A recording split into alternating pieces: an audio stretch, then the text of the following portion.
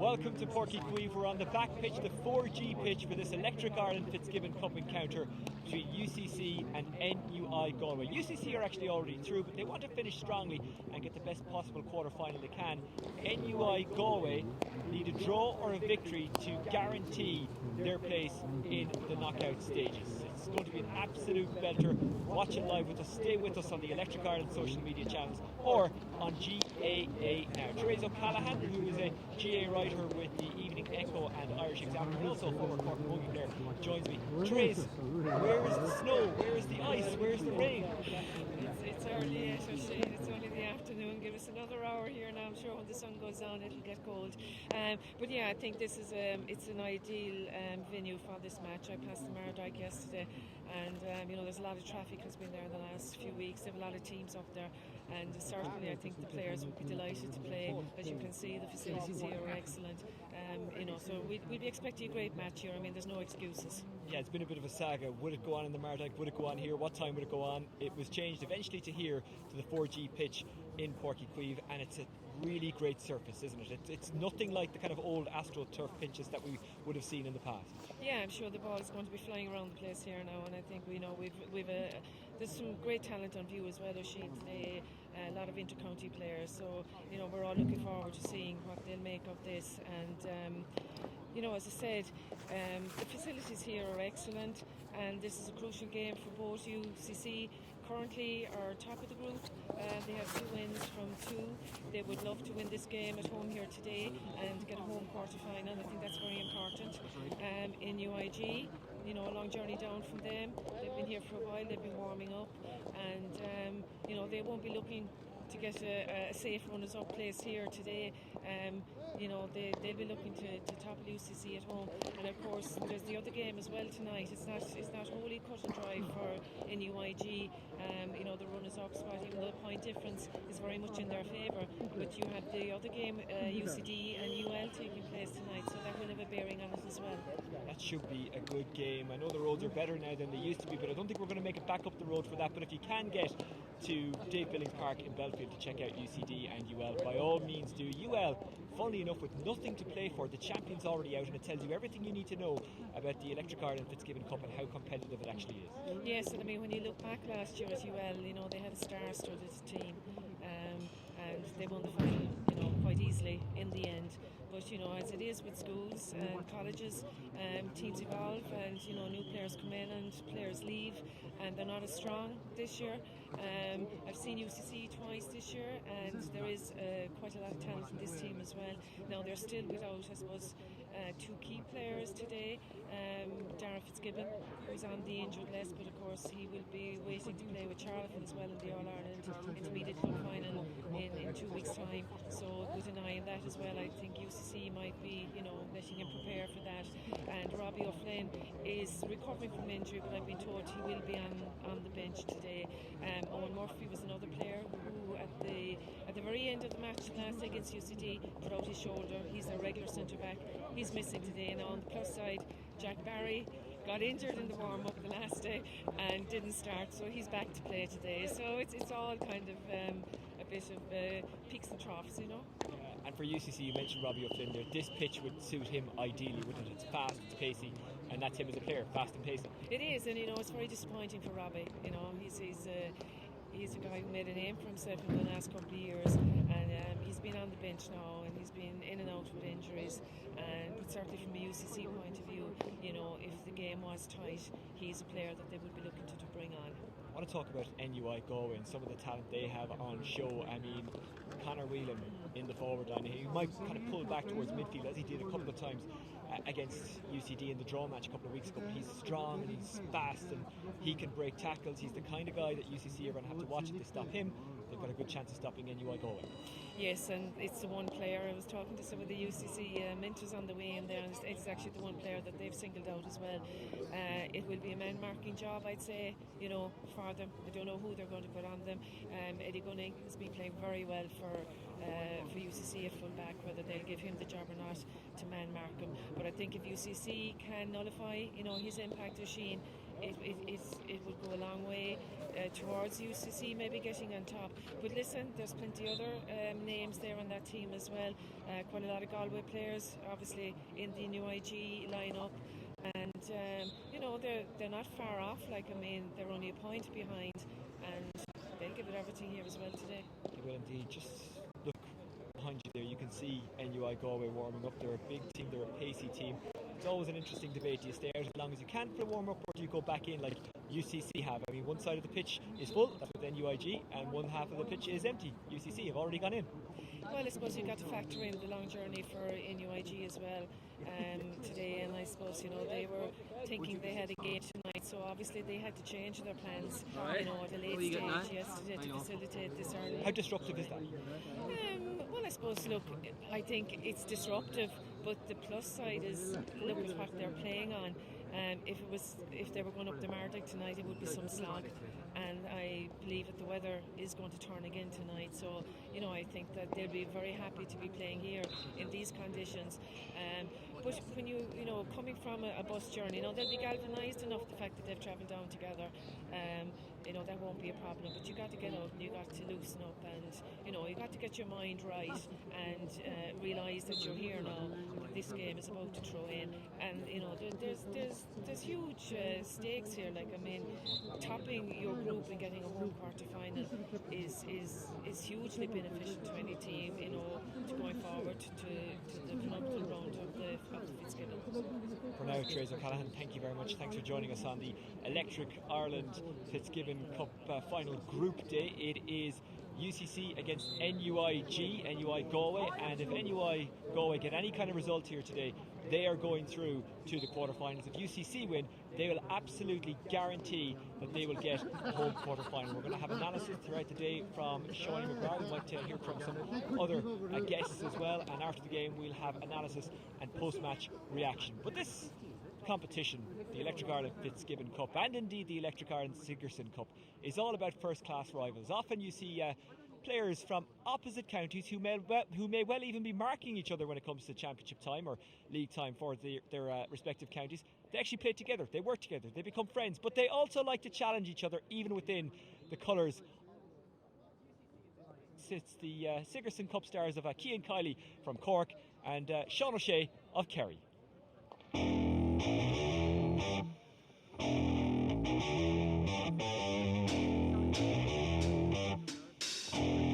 Usually we play for the same team at UCC, but today it's different. It's Cork against Kerry, Rebels against the Kingdom, Cian against Sean. We all know who's going to win this one.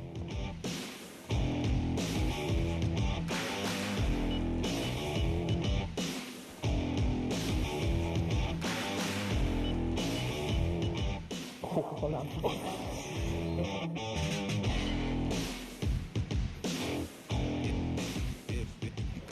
Go on. On.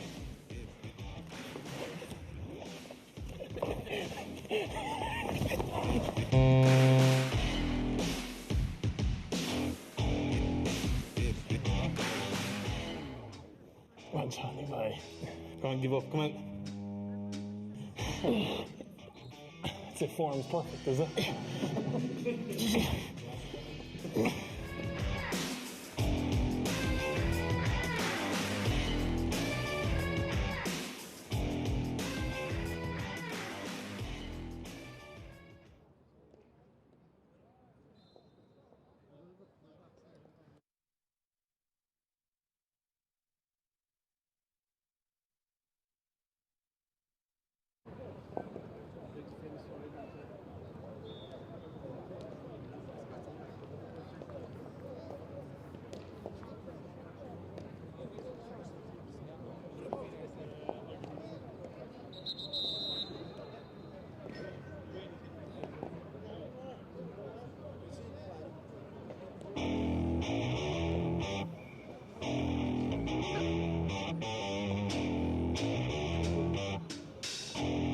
Usually we play for the same team at UCC, but today it's different. It's Cork against Kerry, Rebels against the Kingdom, Cian against Sean. We all know who's going to win this one.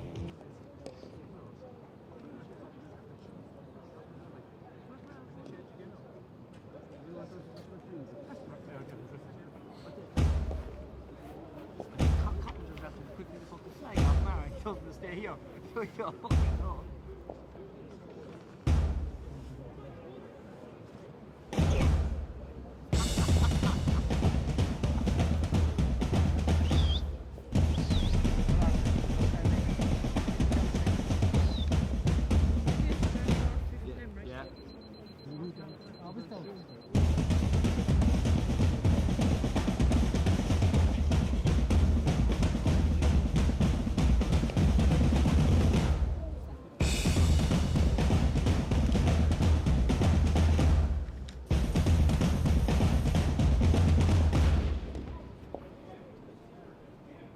Some moments teach you all you need to know about yourself.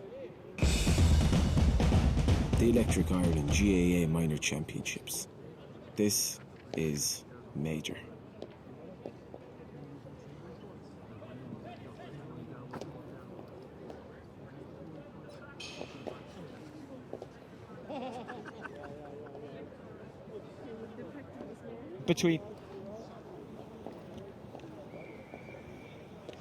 Welcome to Porky Queeve. We're on the back pitch for this Electric Ireland Fitzgibbon Cup first round encounter. The Fitzgibbon Cup is a bit different to the Electric Ireland Sigerson Cup in a sense that the first round is actually a group stage.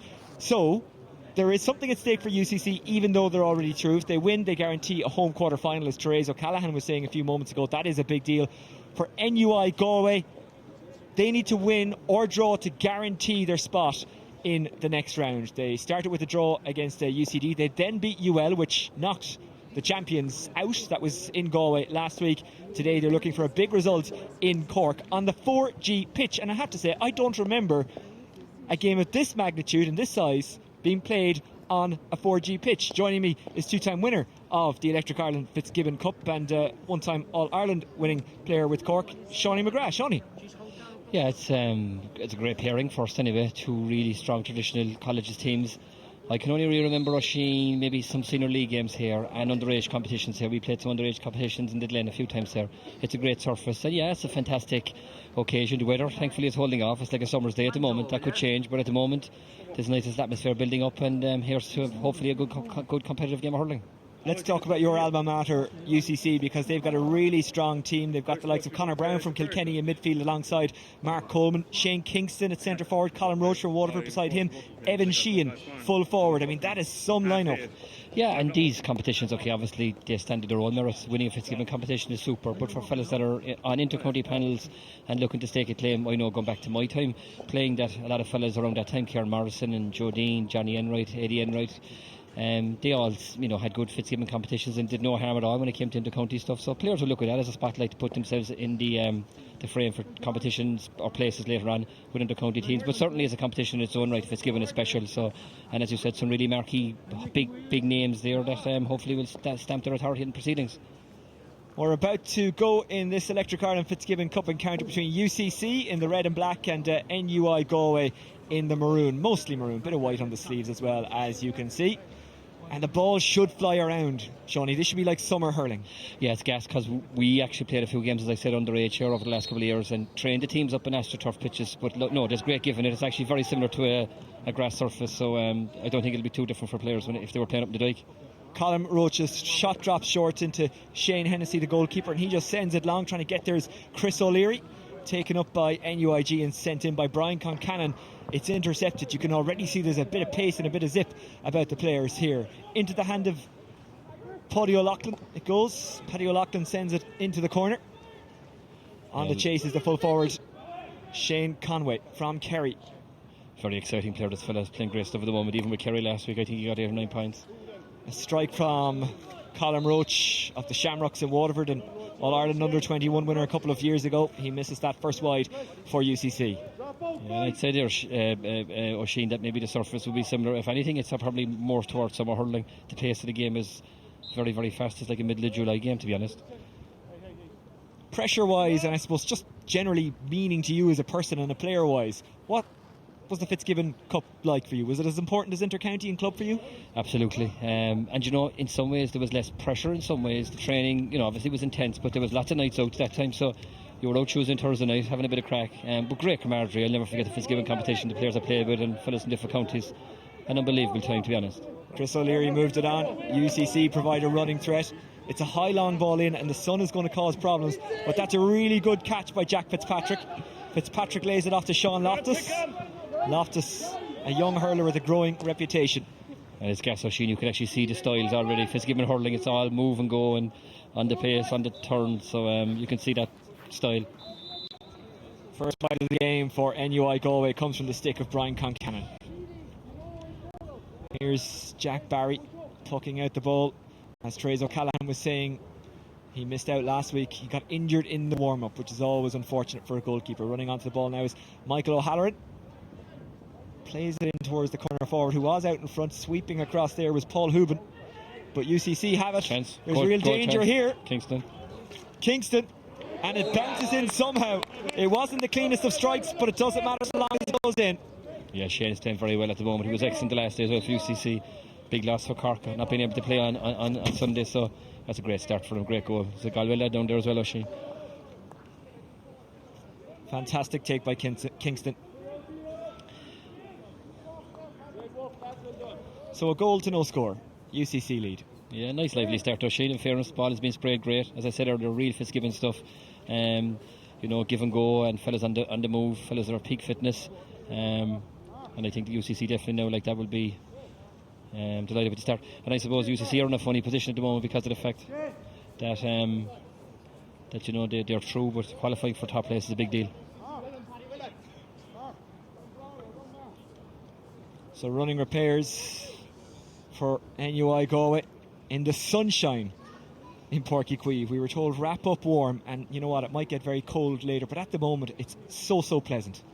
Yeah, it's brilliant. Yeah, it's a fantastic spectacle. It's a good opportunity for fellas now, even fellas passing the road there now that are pulling in, that he didn't even realise the game was on maybe. It's probably a huge advantage that this pitch has, that it's very much out in the public terrain, or thoroughfare say, so passers-by can stop and come in and have a look. A great start so far.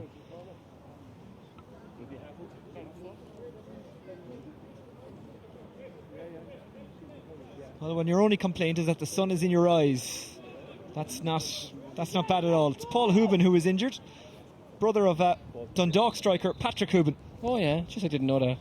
Good breeding there, so. Although the brothers chose the wrong sport. He might be making more money. Fouled, yeah. He's making more money, O'Sheen. He might be better off. He might be the wiser of the two. So free for NUI Galway and a chance for Brian Concannon if he fancies it, but he doesn't. He's going to let this one go.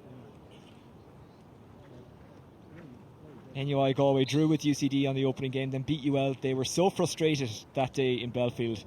They really should have won that game, but UCD got the goals that kept them in it.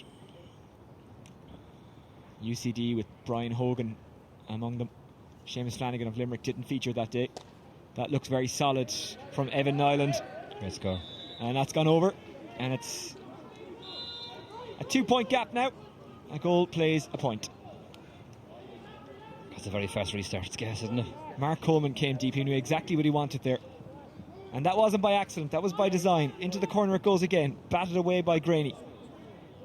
They just can't get it into the hand, and there's danger here for NUI Galway. And it ends up over the bar when you know for a fact that Evan Sheehan was looking to put it over or under.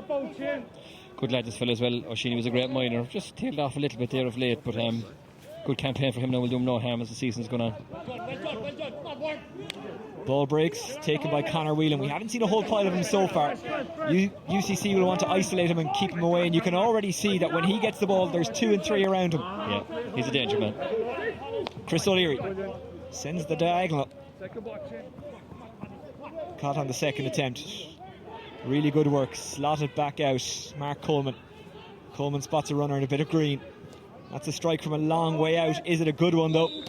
It is from David Griffin. And it's 1-2 to 1 point. Great score out of Dave. Step out of it. Shane Hennessy, the goalkeeper. Burke is under it. Tara Burke, who's got an All-Ireland club final to look forward to. Good fast ball inside, in fairness. Brian Concannon. Here is Hubin, who's got real composure. As we already mentioned, he comes from a sporting family. Really good battling there by Niall O'Leary. Niall O'Leary then loses it. Commentator's curse. Here's Ian Fox. They could do the score to steady the ship, but they're not going to get it. It bounces wide. There's no such thing as as a good wide, Shawnee, as you know that as a forward, but that was a particularly bad one. It was bad, to be fair to the chap. The Galway or the NUIG forward seemed to be playing very far out, so his target inside was limited. I suppose he felt he had to shoot. And I'm not sure why they're not lying in. I don't know why they're coming out so far, lying in. They've only one inside the full forward line now at the moment. And the surface about as good as it gets at this time of year. Paul Hooban still struggled to pick that one up. Pops the little hand pass. Here's Fox. That's really good sticky full-back play by Eddie Gunning. Just got in, made himself a nuisance. Yeah, but again, going back to the Galway inside line, NUIG inside line are so far out that the support there, even for the full forward lane forward, was limited. And by the time forwards converged, the play had dispersed and gone off for line ball. So if I was on the Galway line, I'd prefer to see fellas lying inside and even go traditional with 3 inside. Conor Sheedy with the line ball from a very awkward angle. And you see guys nearly out of habit looking for a good patch of grass, but of course it's a 4G, so it's all good grass. That's right. No one making themselves available. No, in fairness, that was a good ball, as I said. But yeah, there's no kind of tough. There's no bit of side. Sean Loftus, the Galway hurler. Loftus gets a little bit of elevation on that. It turns out to be a good ball. It's an Ireland. Great score. Oh, it's a great Fantastic. Score. Good score. His second of the game, and now it's... Yeah, he's a bit of a danger man inside. Nice touch there by under pressure, in fairness. Great score off his left. A 3-point game yet again. That's my point. The likes of Ireland, if he lies inside there scores inside for him. I'm not sure why they're coming out so far. Stay in deep. That's a good interception. Lynch. Jack Barry had that all the way. Oh, good play. Restart fast. Slots it out to Paddy O'Loughlin. O'Loughlin plays it in for his full forward line. Falls into the path of Evan Sheehan. Sheehan can't handle it. I know the surface is good, and we're probably boring people by talking about how good it is, but it's still a cold day. It's still hard to catch the ball on a day like today. Oh, absolutely. And like you even said it yourself there, Rashid, even with line balls, fellas instinctively are looking for a bit of sod. It's the one small little negative that when it comes to line balls and ground hurling. But definitely the ball moves fast. But yeah, definitely the pitch is still probably only 4 or 5 degrees out there. Dara Burke is standing over this free. Has this one got the legs? There's no real breeze to speak of, by the way. It's a still day. Oh, that's perfect. Yes, 2 excellent frees now out of NUIG. The radar is in all right.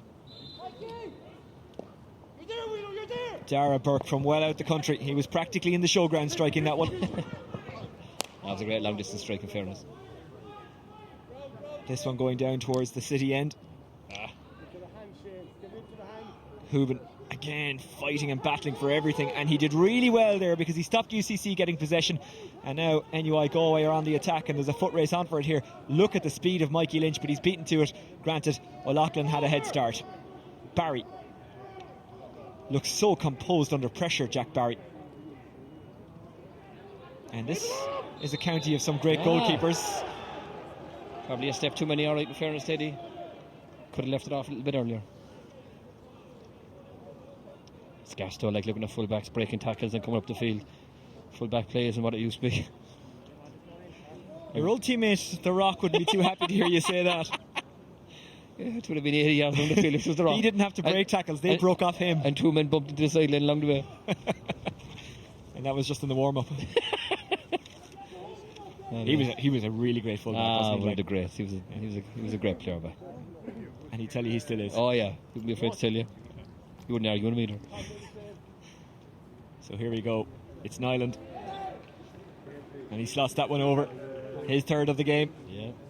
3 out of 3 frees. It's not looking too bad now for NUI Galway. No, they've all the play now since the goal. UCC started well, but in fairness, the last 5 to 10 minutes has been all NUIG. Cork's or UCC's full forward line is struggling a small when it goes in. Coleman. Such an important block in that Cork team. And he's on the go again. There's pace. Trying to stop the attack is Brian Concannon. He did really well initially. And then the line ball is given. And there's the difference. Like even a hopping ball, you could see Mark bouncing her off the ground as if it was a concrete surface and coming back up. I couldn't imagine the Dyke doing that now this time of the year. Line ball here now for UCC. Interesting to see how Mark hits these. Normally in Turles they're going straight over the bar. Just to see if he gets the same elevation off this type surface. Well, while they don't play a whole pile of competitive games on this, they do train on this and other 4G type surfaces, sometimes they've gone short with that line ball. It's worked out for Mark Coleman, who does get the strike away in the end and gets it over. That's fantastic. Great score out of Mark, off his left, his favourite side. Fabulous score. Fast restart now by NUIG, but it's gone against them. Two between them. The fast restarts are good when they work. When they don't, they're terrible. Here's Kingston, the goal scorer. Good hand pass. A wristy shot. That's good play, Shane Kingston, no fault. Well done. Conway couldn't keep it between the sticks, and that by his standards is a bad wide. Should have scored, yeah, but he's lovely little pace, hasn't he? His nice little shimmy, dropped the shoulder. Nice and classy little hurler, that fellow. From that kind of hurling belt in Kerry. Yes. North Kerry region, yeah. That's right. Pull away. Players don't tend to pull on. No, and that was a great example there now. Fast ball into the full forward line if he'd have to go early. Coleman on it again. Chasing after it for UCC, with Shane Kingston couldn't get there. Oh, good ball. Mikey Lynch will run onto this. And it just about stays in play. Yeah, he did that well, in fairness. Tries to get around O'Loughlin, and in the end slots it inside for Dara Burke. Burke has got Chris O'Leary stuck to him.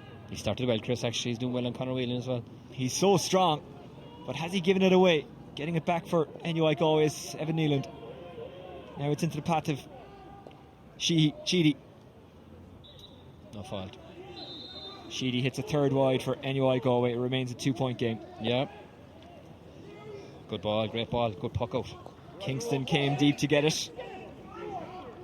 He's so good at running with the ball on the stick. He's trying to get away from Hooban, which is not easy to do. Kingston bringing it into a kinder angle, and he's fouled on the way through. That was excellent work from Shane Kingston. Yeah, that's his forte, really, didn't put the head down.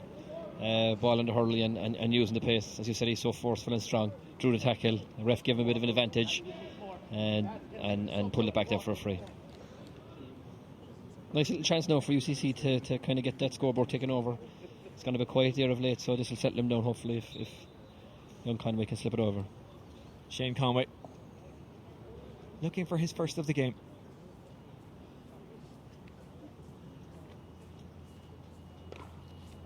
Nice strike. Good strike.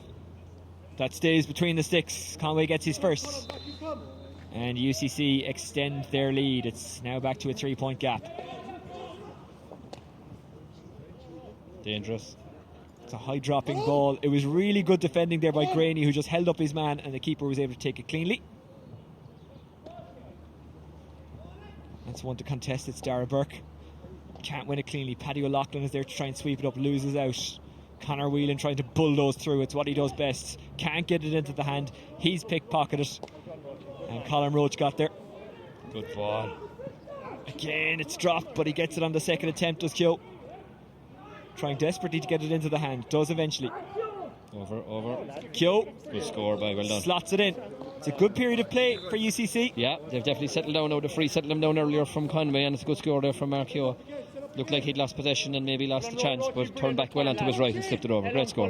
Brilliant. Well done. Colin Roach getting the congratulations because he's the one who made that. Shane Hennessy. That's a really good puck out. Declan Connolly.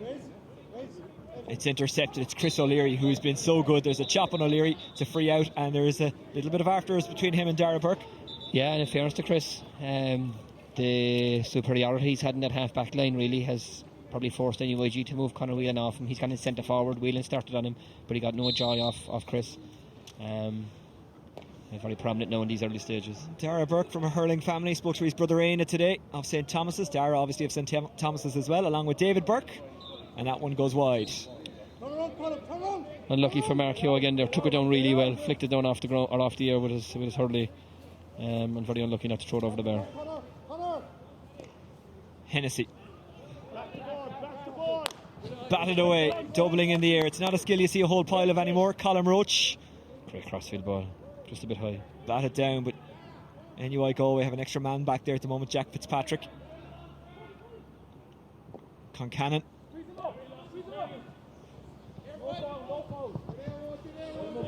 Just won't sit up for Sean Loftus. Eventually he does get it through sheer persistence.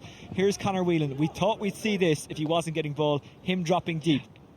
Yeah, Matt, get on it. Neeland. Real scramble for it there. Dara Burke. And again the UCC backs win it. And Mark Coleman is the out ball. O'Halloran with a beautiful run. No catch. Ran out of ideas a little bit, Michael.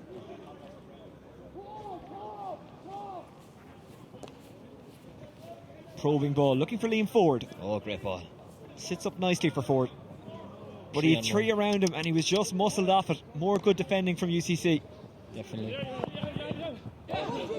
I don't think he kept it in play. The referee said he did. Colin Roach. Kick forward by Chris O'Leary. O'Leary. He started very well. Lovely great bouncing ball into the corner. Fairness. Here's Keogh again. Keogh.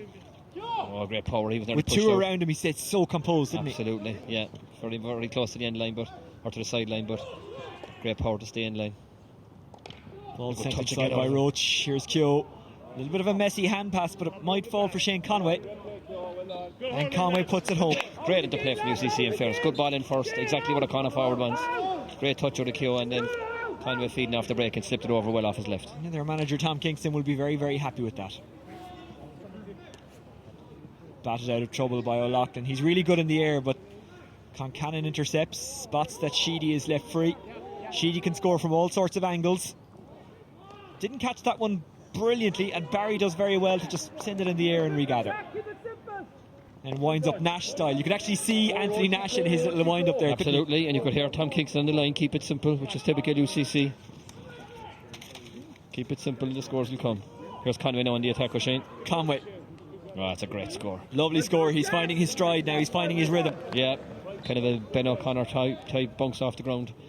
Probably had no catches left, and then slipped another really, really good score off his left. Very elusive inside. One of the top players so far in the game.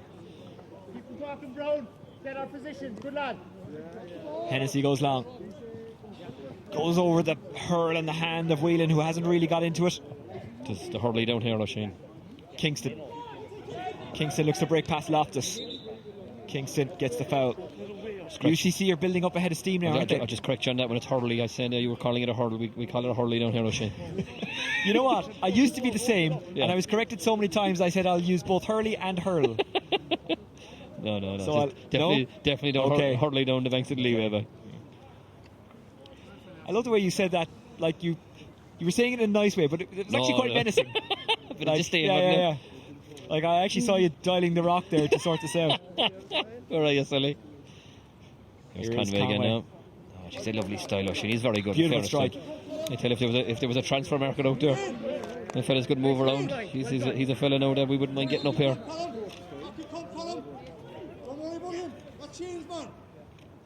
Well, one of the best hurlers in the Dublin squad at the moment is Darragh O'Connell, who's from Kerry. He lives and works in Dublin. It's only right that he plays there. Here's Sean Loftus.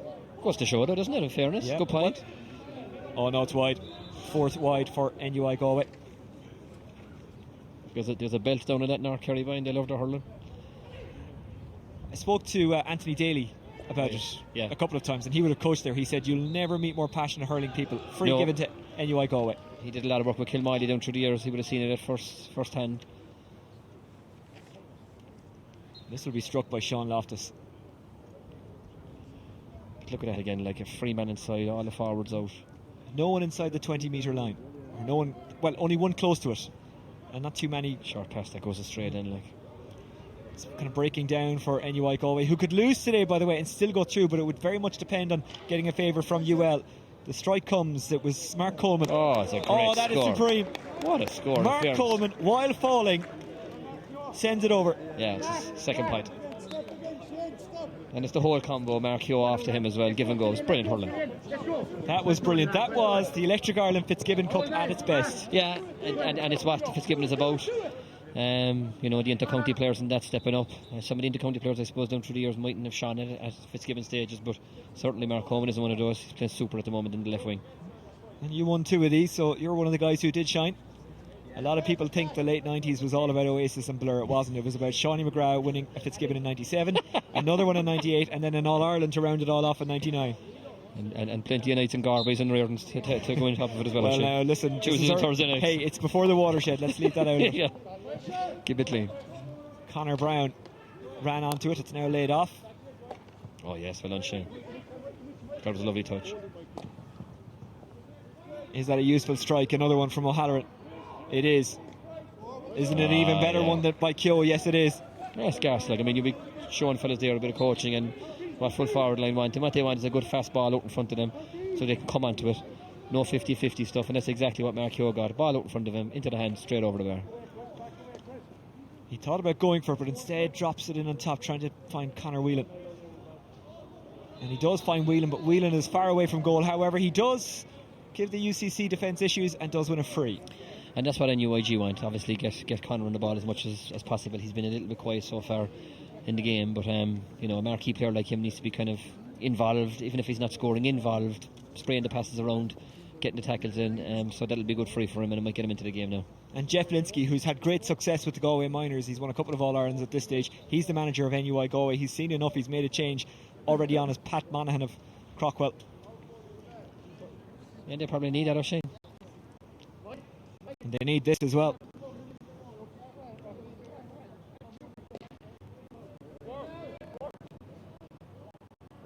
So wide. Yeah, an awkward shot in the right off his left hand.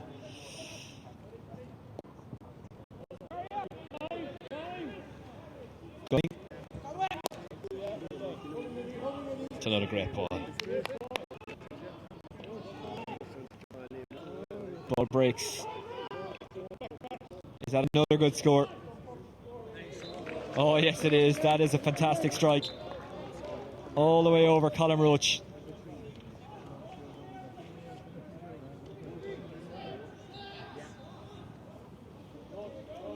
Yeah, this extra man out around the middle of the field isn't working for NUIG at all. Hubin passed it on to Lynch. Now it's Declan Connolly. And another short pass doesn't work out. They might be better off to start taking some shots from a long way out. Or at least go back 15 on 15.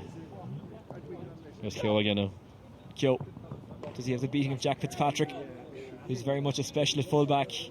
He had the beating of him, but he couldn't steer it between the posts. Yep, he did drag it over to the left post. Too near this right post here. Kingston, from that little pocket of space, having received the ball from Evan Sheehan, and he hits it wide.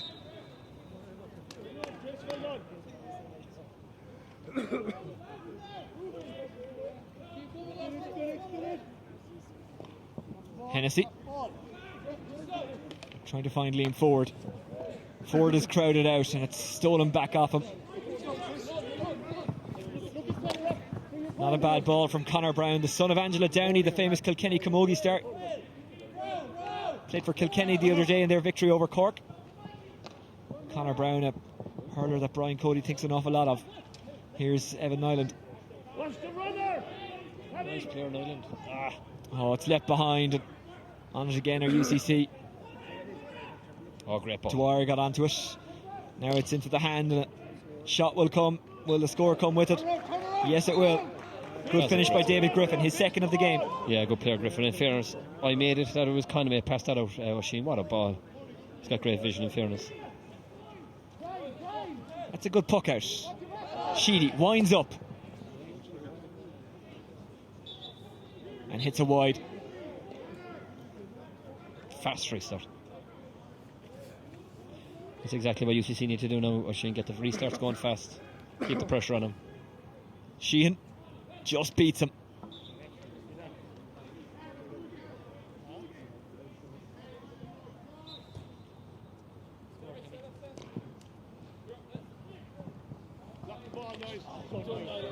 Good block. Fairness to Niall O'Leary. Good block there by Fox standing over, but he's muscled off it. Colm Roach so strong.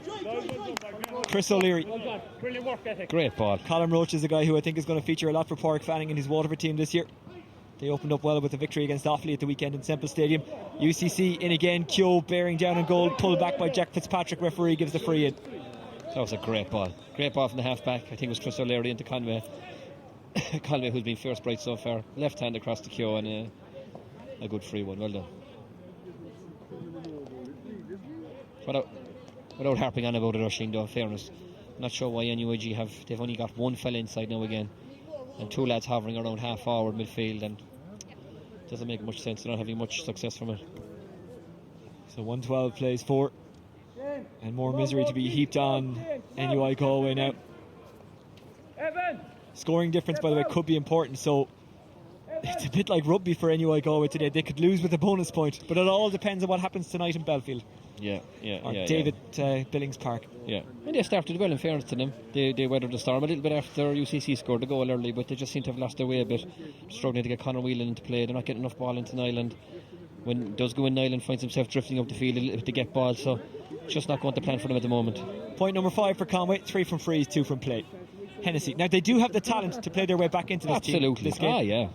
As you said, even if they reduce the deficit and get it down from a scoring difference point of view, but at the moment they're a little bit at 6s and 7s. UCC have all the play. Their touch is a little bit heavy. I wonder, is that down to the travel or fatigue or something? You probably have some Cork players involved here as well, Oisin, that have done a bit of training and are a little bit more familiar with the surface than the boys, so you just don't know. All that could be at play as well. Eddie Gunning did well there. He's after picking out Colin Roach. Colin Roach is well out over the sideline by the time he gets that ball away, and it will be NUIG who'll have the line ball.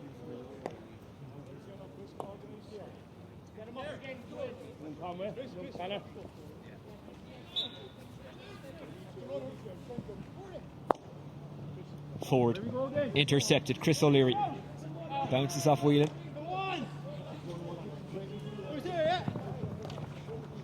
He was trying to turn smartly on it there. Sheehan just wouldn't quite fall for him.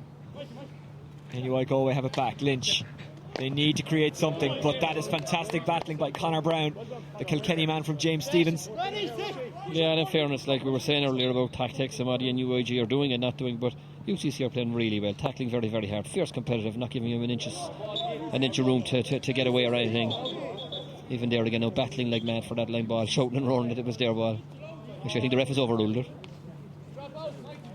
NUI Galway playing into the Blackrock end in this first half. It's a different pitch, but it has the same dimensions and points the same way as the main pitch here in Páirc Uí Chaoimh. Yeah.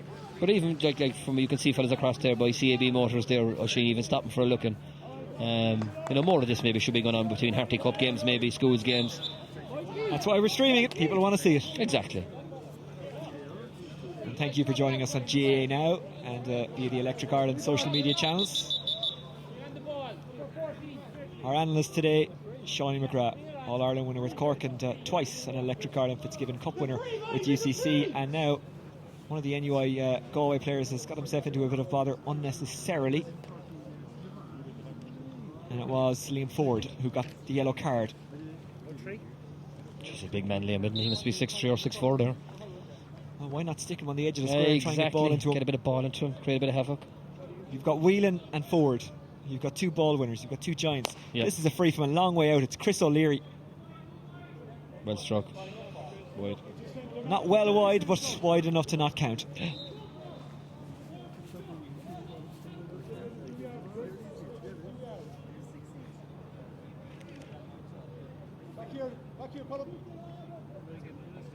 Hennessy.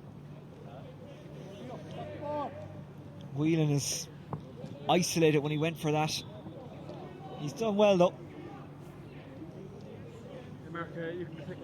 Wins the free in last minute of the half. UCC cruising, but a couple of scores here for NUI Galway could really make the second half interesting. Remember, they have to get a result to guarantee their passage to the quarter-finals. Those quarter-finals will be played next week. We will have one of them live. I was supposed to go up to the Garda College and he told me that he got stopped me. His team need this. Can Neelan deliver? They're in the middle, well done. Yes, he can. And that's half time, and it's a score of 112 to 5 points in favour of UCC. Sean, what did you make of the first half?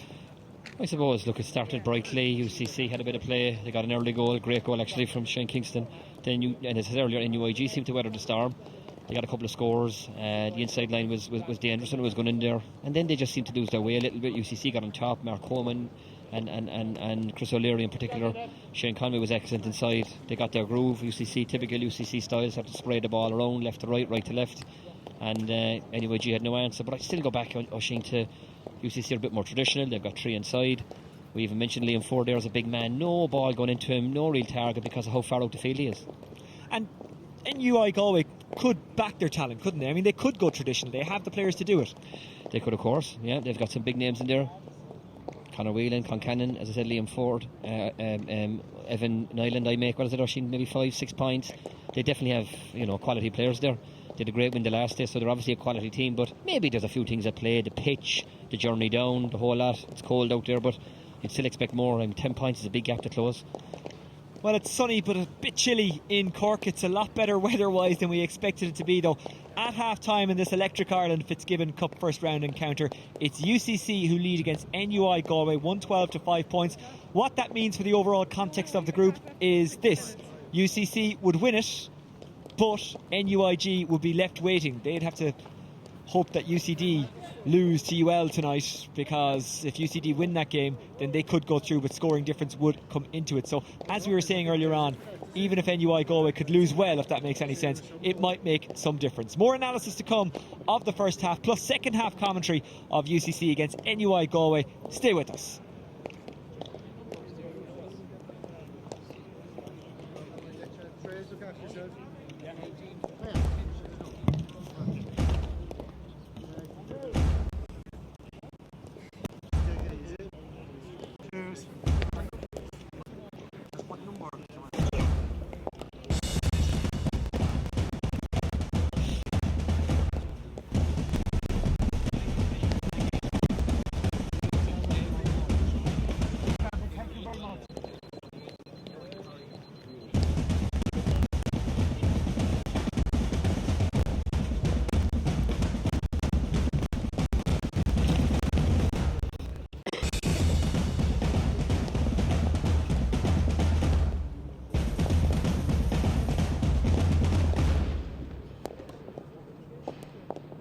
Some moments teach you all you need to know about yourself. The Electric Ireland GAA Minor Championships. This is major. You're in this one now.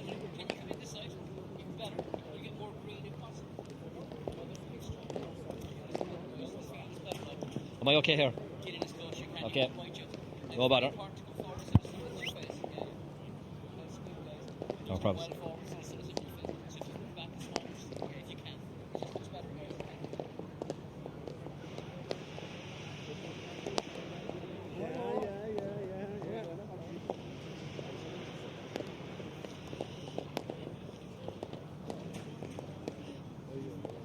It's always sunny in Cork. We're at Porky Queeve for the Electric Ireland Fitzgibbon Cup encounter of UCC and NUI Galway. Even though UCC have already guaranteed their spot in the quarter-finals, they still have something to play for, because a win here will guarantee them a home quarter-final. For NUI Galway, if they win, they will go through, but at the moment it's not looking good. Now, they could lose and still go through, but it depends on what happens between UCD and UL tonight. UL, the holders, are already out. With me for this game is former Electric Ireland Fitzgibbon Cup winner on the double with UCC, Sean McGrath, obviously a former All-Ireland winner as well. Sean, you spent time with Jimmy Barry Murphy as part of the Cork backroom as well. What have you made of the first half?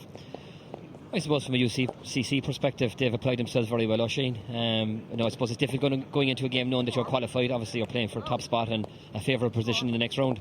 But at the same time, you can maybe lose sight of exactly the task at hand and be a little bit complacent, and they've been excellent. They lost their way a little bit for about 5 minutes after the goal, but after that their application was super. And I suppose their big name players have stepped up, and Shane Kingston got a great goal. Shane Conway's done very well. We mentioned him a few times in the commentary there earlier. Mark Coleman got some fantastic scores. And on the NUIG side, I suppose their marquee player like Conor Whelan hasn't been in the game as much. No, he's been bottled out, and Chris O'Leary has done very well in him. But in fairness to the application from UCC, it's been top class, and that's not always that easy. It's easier said than done when you're qualified. So in fairness to them, Tom Kingston is a charge as well, rallied up, and they've performed very well in that first half. It's a tough place to be for NUI Galway. I mean, they're second best by a distance so far. 112 to 5 points tells its own story. That's the half-time score. What do you think Geoff Olinsky will be saying in the dressing room right now? What do you think Geoff Olinsky should be saying in the dressing room right now? Yeah, well, he's got to get a bit of zip into them. They seem to be throwing the ball around. Yes, they're trying the right thing, fellas on the overlap and fellas going right to left. But in fairness, when UCC do that, the ball has been pinged in bang on. The forwards are coming out at pace. Whereas it's a bit lethargic from NUIG, and they're not maybe going to the ball with the same gusto. As well, I would say that the whole tactic of playing so many I keep saying it now and I hate making the point, but the tactic of playing so many fellas out the field, I just don't see the sense in it.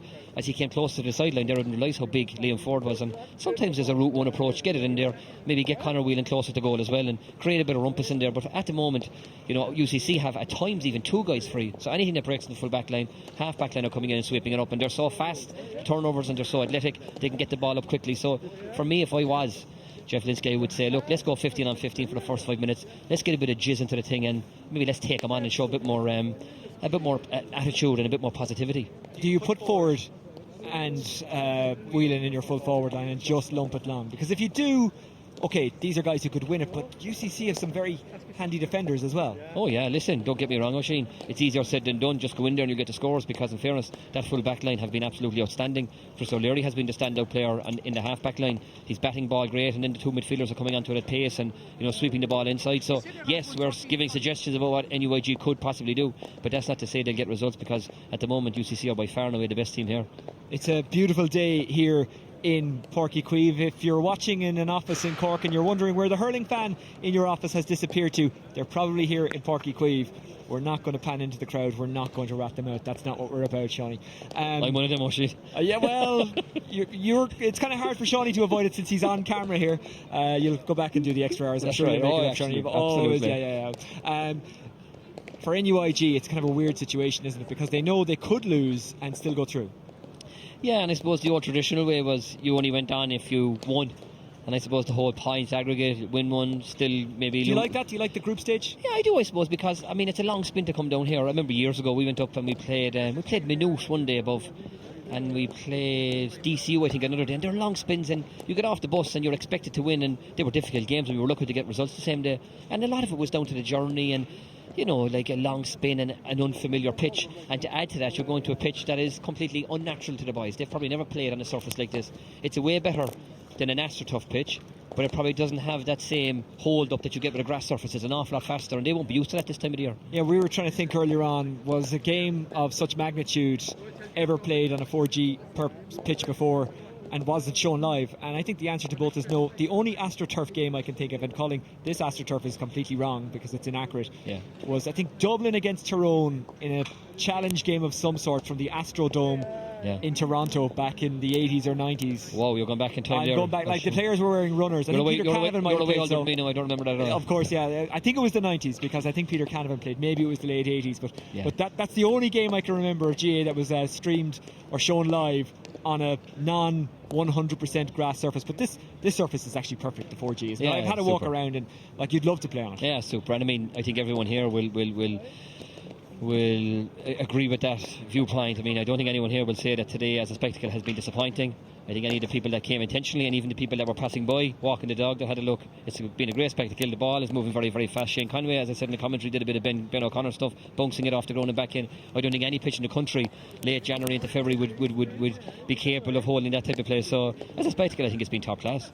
Well, this year for the Electric Ireland Fitzgibbon Cup and indeed the Sigerson Cup, it's all been about first class rivals, and I'm sure one of the things that you loved when you were playing in UCC was actually playing with and making friends with guys from other counties who you might normally have kind of had that kind of relationship with.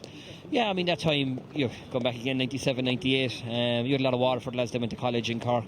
Dave Bennett springs to mind, Derek McGrath, JJ Ronay, Tom Fives, Mark O'Sullivan, Jenny McDen, the Enrights. So there was a Tip and Colm O'Brien from Limerick, Tip, Waterford, Limerick. And you still be pals with them. I mean, you wouldn't be ringing them every day of the week, but if you met them, you could still have a bit of crack. We had a few reunions, actually. Ended up with a 10-year reunion, with a 20-year reunion, only last year at some stage. And it was like when you meet fellas, you haven't seen them only for a couple of days. You realise that it's just after 15 or 20 years has gone by. So you do create friendships with guys in a different type of environment to an inter-county environment. While Fitzgibbon is a serious team and a serious preparation, it is a little bit more laid back and in some ways a little bit more enjoyable. Well, that's good that you're still friends with guys from the other counties that you were involved with at UCC when you went there. I wonder, will that be the case for Sigerson Cup stars from UCC, Cian Kiley of Cork and Sean O'Shea of Kerry?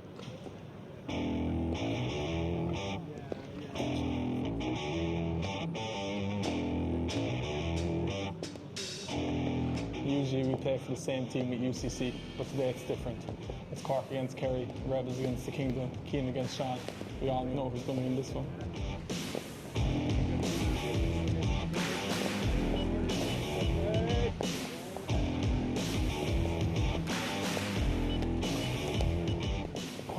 Go on.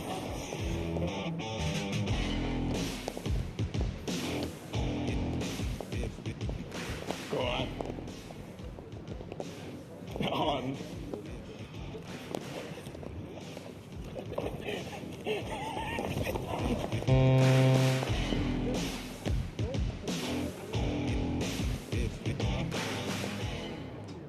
Come on, Johnny, bye. Come on, give up, come on. It's like form is perfect, is it?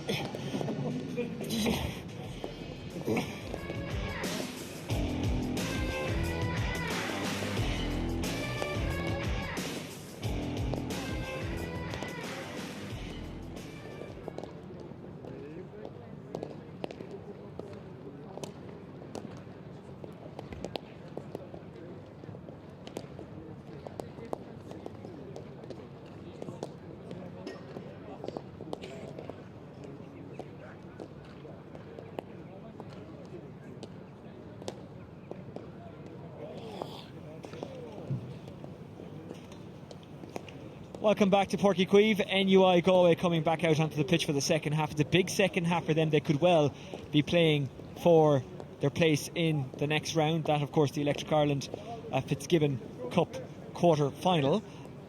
But they could still lose and go through. But you know, it all depends on what happens tonight in Dave Billings Park in Belfield. UCD taking on UL. UL already out of the competition, but they've got a lot of players who are eager for game time. Maybe they'll get that game time tonight, and maybe they will prove a point. Maybe they'll get the win. The sun is going back in, which I have to say is quite helpful to us on commentary, because some corners of the ground are actually quite hard to see in the sunshine. I never thought I'd complain about the sun going back in at a match, but Sean, just looking around and seeing too many changes in a personnel sense, but I think maybe NUI Galway are going to go 15 on 15. Yeah, I see Conor Whelan has gone in centre forward there now. He started left half forward, and we said earlier that he struggled a little bit on the left wing against Chris O'Leary, right half back. And Chris is a fella that's been skirting in and around the Cork scene for a while now. I said earlier that these are great opportunities. Yes, you focus on the competition at hand, you're wearing a UCC jersey, but just putting yourself in that spotlight and giving your respective county manager something to think about. I certainly think if John Moyle was in the crowd today, he'd be well impressed with Chris O'Leary, his aerial ability, how close and tight he's marking guys. So that'll be a good fill-up for him. But yeah, get Conor Whelan in the game now and try and get some ball into that full forward line. We were talking about games that were played on 4G before. We were saying this is probably the biggest. UCC have played on 4G before. This is a good run through. It's Concannon. They need to find a goal or a score or something early, and they've got the penalty, or is it going to be a 20-metre free? But either way, that was a really good start by NUI Galway. Definitely, Oisin. And at half time, asking the question what they need to do. They need to impact their game, or impart their game on UCC. Take them on, draw the tackle, create a bit of a rumble or a bit of a rumpus, and get the defence on the back foot.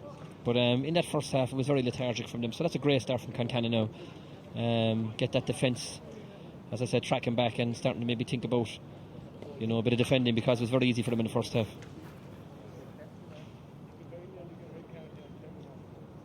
Dennis Hurley, well-known Cork GA writer, has been on. He says in 2014 UCC played Trinity in the Sigerson on a 4G in UL. So there has been higher education games on 4G before, but they haven't been streamed, and that is the difference today. It's a yellow card for Eddie Gunning. Okay, but even that in itself, Eddie is kind of watching himself. Another misdemeanor, he could find himself getting the line, so he has to watch himself. So all that adds to the pressure you're putting on the other team. It was just too easy for UCC in that first half. So good positive start. They got the last score of the first half. Now they're getting the first score of the second half. So from a NUIG perspective, let's hope it's a sign of things to come. Evan Neeland. Will he go for it? He doesn't. Sticks it over. Yeah, and that's what they need to do. Keep the scoreboard ticking over, Oisin. So a positive start for NUI Galway. Jack Barry at the city end of the 4G in Porky Queeve, and a beautiful surface it is, a great venue it is. That's a good take and run. David Griffin on his bike. Griffin. It's intercepted. Hubin. Wheel forward. Ford has dropped deeper than you'd like him to be, but he might have a positive impact here. Here's Whelan from a tight angle. That would be a beautiful score if it goes over, and it hasn't. I thought it went over on first look. No, I'd have given that Oisin. I thought it was over, in fairness to the chap. No VAR here, but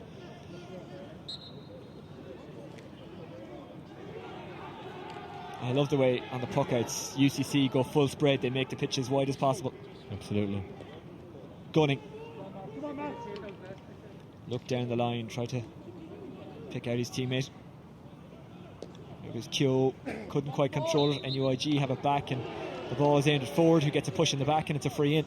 Yeah, and Ford showed at times in that first half that he's capable of stuff. He created what we thought was the score for Conor Whelan, won a free. So they need to start feeding the likes of him, and he needs to start getting more and more involved now, because he's definitely a handful.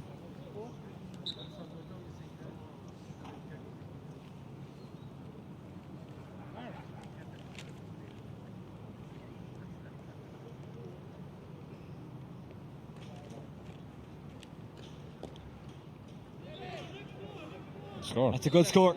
Ireland again. 1-12-7, Oisin. Closing it a little bit. Barry. So 2 scores in a row for NUI Galway. That's a rarity in this game. Kingston misses it, but Keogh is there. Neat turn. Keogh trying to get away from Hubin and the chasing pack. Inside to Kingston. And he would have been better off letting that go, the referee. I know it's very easy to ref from the stand where we've never got a decision wrong, but Kingston was in goal if he was let fly. He could have left him go there, in fairness. I was wrong there, actually. 1-13, so this again now opens the gap further.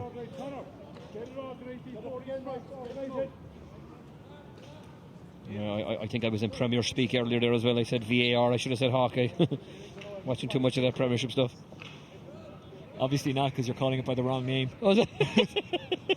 We did bad result last night against Leicester. Liverpool, we should have won. Conway sticks it over.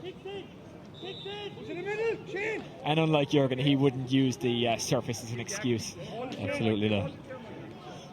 Good ball, fairness. Loftus. They That'd be a need good players score if it like goes him over. to step up. He's trying. That's a great fantastic score by Loftus. Great score, Oisin, in fairness. Looked like he was going to be hooked. He checked back very well and finished expertly. Great score. Long it goes from O'Loughlin, who's kind of flicked between fullback or centre back and wing back. That's a really good take. It's forward. We're beginning to see, I suppose, why he's that bit further out from goal in the second half, because he's got on a lot of ball. He's used it well. Yeah. He overdid it there. Yeah, and I made the point maybe put him on the edge of the square, but I suppose what I was trying to say really was somewhere that he'll get involved in the game, and definitely from that right half forward position this half now, he's much more involved. He's had been on the ball 3 times, created a few scores, won a free. So he started well.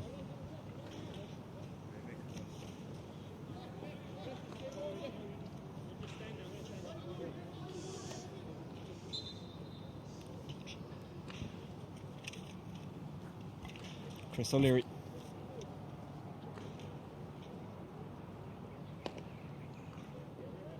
Can he quell the Galway uprising? That's a good score from O'Leary. Excellent score, in fairness.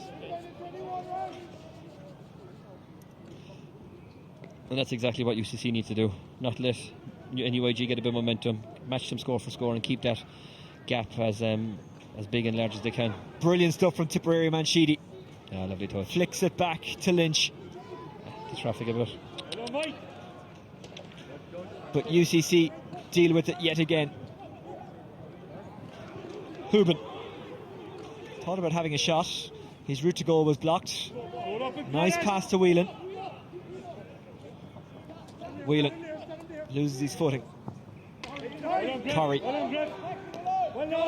Brilliant interception. Come on, Shane, come on. Keep coming, Mike, Mike. Conway trickles it to Keogh. Oh, yes. Who turns again. He's such a pacey turner. Deflects back into the path of an NUI Galway defender. And they get the free out. Yeah, and look, there was a passage of play there, Oisin, where NUIG actually looked like they were running out of ideas. There was no one inside making themselves available. To be honest, they were going backwards and going around the circles a little bit. They just need to get a bit more shape to their game plan, because at the moment they look like they were running out of ideas, to be honest. It seems like everyone I've ever met has seen a 4G game somewhere. Leo McGough very good man for hurling stats. Just Okay. The library of hurling, if ever you need information. Yeah. He says that IT Carlow played Limerick in Haywood last year, and the game against the Garda College has been switched to there tonight. There you go. So there we go. Lots of games played on 4G, but as we say, we think this is the first one that has been shown live. Free in for NUI Galway.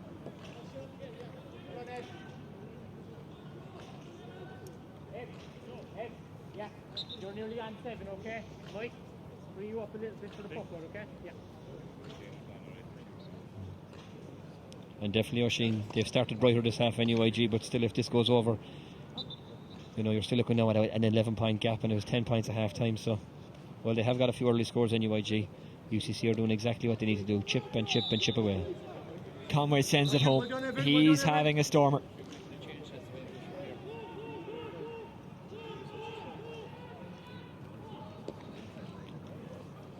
Good take.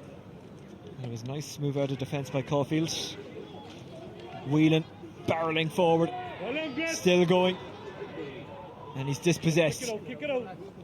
He's taken a lot out of the ball at times, and that's not a criticism. He's just been isolated. UCC have got around him and made it difficult. Yeah, I said it earlier, like there's just no fella making himself available, so that when Conor goes on those kind of lung bursting runs, the fella's playing on the shoulder. There's none of that. The support plays is mixed. It's quite poor actually. So in fairness to Conor, it's not that he's doing anything terribly negative, it's just that the support play isn't great.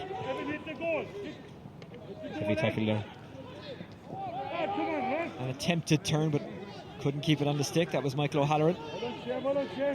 Out it goes from Sheedy. Forward.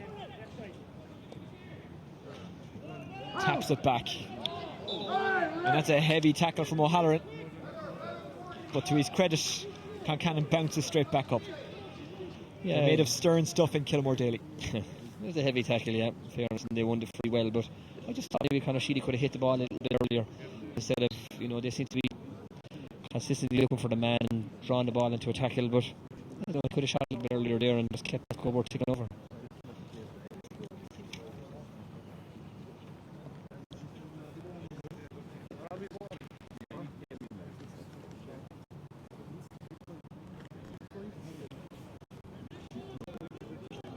And they're just about hanging on in there, and a lot of that is down to Evan Eland, Yeah, who's shown real promise over the last couple of years. Yeah, excellent score again.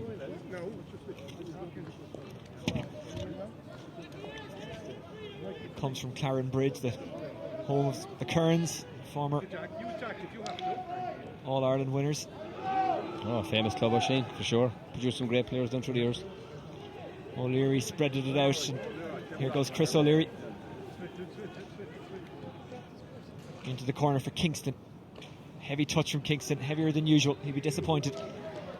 Yeah, but you could even hear from here the sideline shouting switch it, so it is a tactic from UCC. They love that kind of right to left type play, and maybe that was just too straight down the line from Chris, and sometimes they're a defender's advantage. Concannon. Loftus flicks it ahead, but he's dispossessed. Squirts out. It's gone a bit frantic down there. Yeah, but you can still see it there. UCC haven't let up. They've picked up exactly where they were at the first half, very aggressive in the tackle and not giving NUIG a chance to settle on the ball at all. A UCC team without Dara Fitzgibbon. He'll hope to be fit for Charleville's All-Ireland Club final coming up in the next couple of weeks. He'll hope to be fit for the quarter-final of the Fitzgibbon Cup as well, coming up next week. And no matter what happens here, even if the dam was to burst and UCC didn't win today, they would still have a quarter-final next week because they're already through, having won 2 matches. Good A cut. wind up, yeah, wasn't bad at all. Kingston goes for it. Good to turn out of tight corners, and normally better to shoot than that. Good shot, yeah, I know. I suppose he was short in the grip because he was very close to being hooked, but got himself into great space, and I think Shane would like to get himself on the scoreboard. He got an early goal. He hasn't scored yet, I think, from a point perspective, so he probably wouldn't mind getting a few scores for himself now this half. Hubin receives. Ball breaks. It's kind for Concannon, but then he's dispossessed. Killian Dwyer gets in, just won't let him take it cleanly. Here's Fox. That's a better ball, come on. Oh, big collision there. They need to be doing a bit more of that, though, Shane, spraying that ball into the corners. He got a big tackle there now, but they're not doing enough of that. They're not doing enough of that kind of crossfield ball stuff. Yeah, they need a bit more pace and a bit more accuracy Yeah. to NUI Galway. and they will hope that Pat Monaghan of Crockwell will be able to stay on. Yeah, it was a big tackle. It was at the kind of lower back into the hamstring there. Please God, he's okay.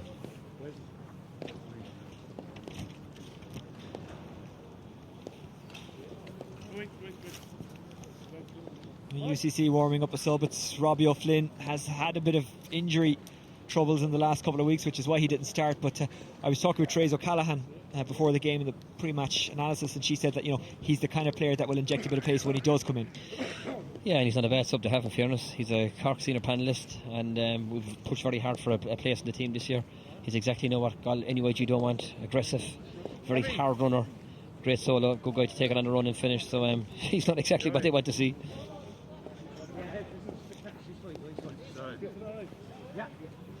Well, he's going to try and continue, to be fair to him. Just looking down in the line there, Oisin, their star-studded with two great goalkeepers, Tom Kingston and Joe Cunningham, side by side. But I don't think he will be able to continue.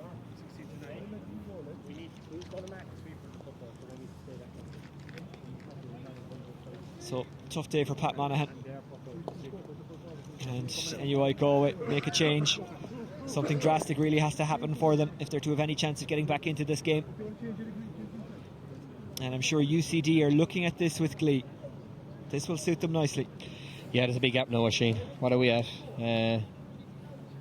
1-7, 10 points. It doesn't look like NUIG are going to close it anytime soon.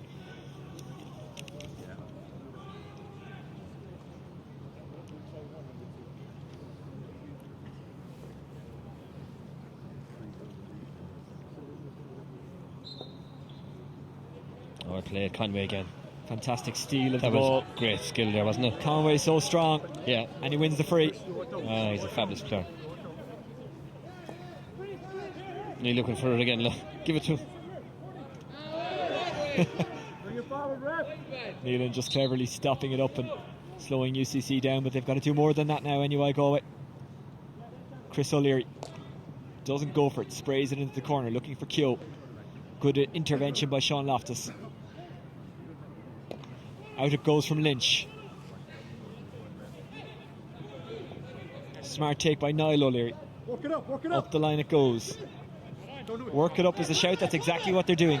Conway, lovely bit of skill, gets past Hubin. Kingston, always dangerous when running at goal, trying to get around Loftus. Kingston still going, slots it inside. Oh, a complete miscue. Chance maybe still there. There's a scramble.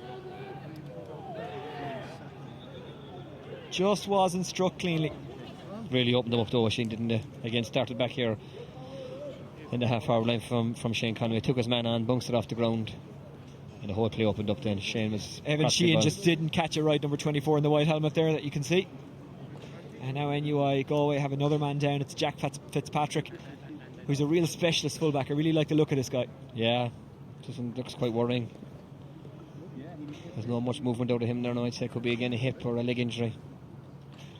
Players are so strong now as well, Oisin. Like sometimes the tackles look innocuous enough from the sideline, but the hits are so heavy and hard.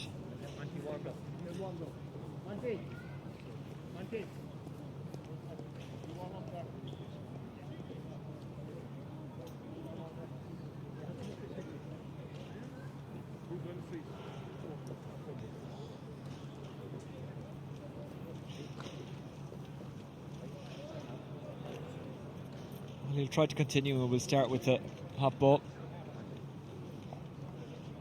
14 minutes left for... I was about to say NUI Galway to save their Electric Ireland Fitzgibbon Cup campaign, but that's not strictly accurate, not at this stage of the day. No. Again, we can't stress it enough. It depends on what happens elsewhere, but that game won't be until this evening.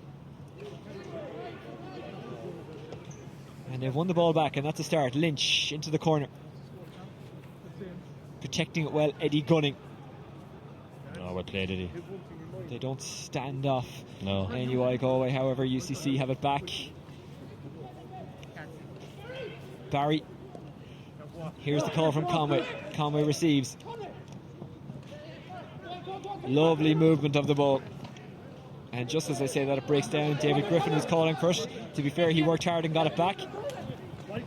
Forward it goes. That was Martin Coleman. Joe is looking for it, but it's Connolly. Here's lean forward. Chop down there from UCC's David Griffin, and it's a free into NUI Galway. I suppose what you don't see on the TV screens there, Oisin, is the movement from UCC is much better than NUIG's. Their full forward line, UCC's full forward line is on the go all the time, making themselves available, and NUIG guys are just that little bit more static, and the options for the man in the ball then are lessened.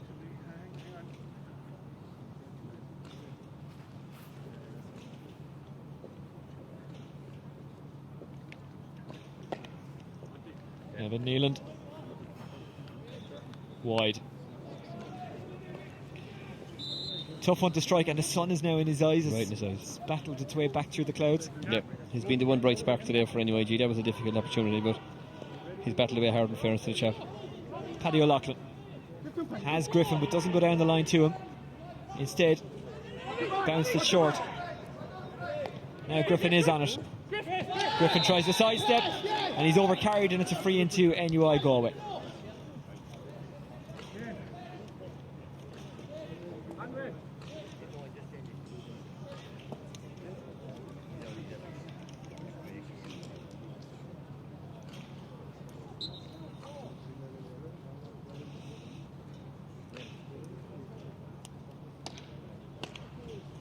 They really need these to start going over, and it doesn't. In fairness, this is a mirror of the earlier shot.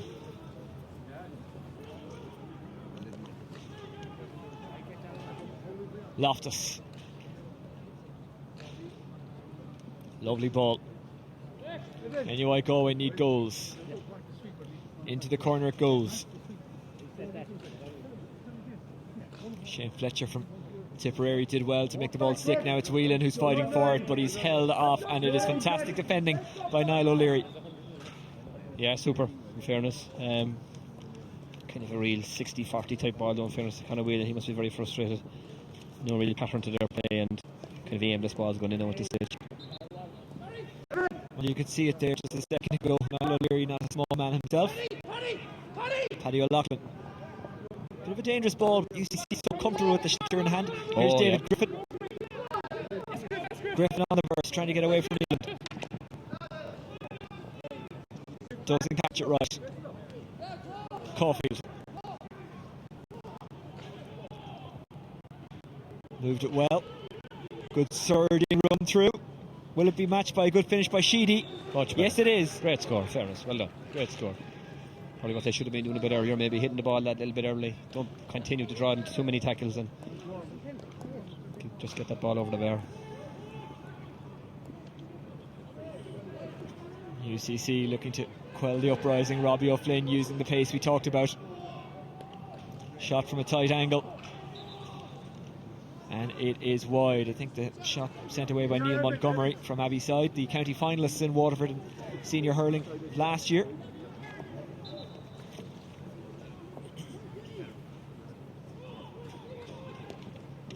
Hennessy.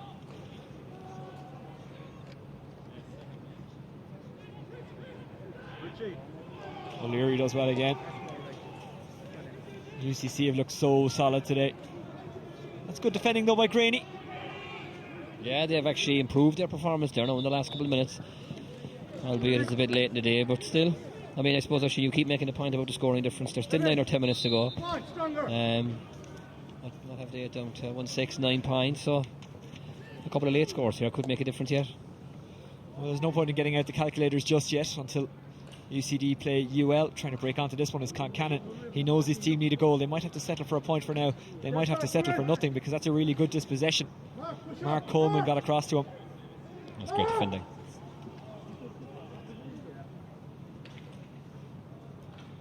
Loftus tried to take it, wouldn't quite stick into the hand first time. Does get a second bite at this particular cherry. Ian Fox. Oh, he's been busy since he came in, Robbie Flynn. Very busy. Now it's Mikey Lynch. Goes outside. Neeland tries one from play. That's wide. He doesn't lack effort, Neeland. No, and that's the frustration though. They have a bit of play. They need to start getting a few scores.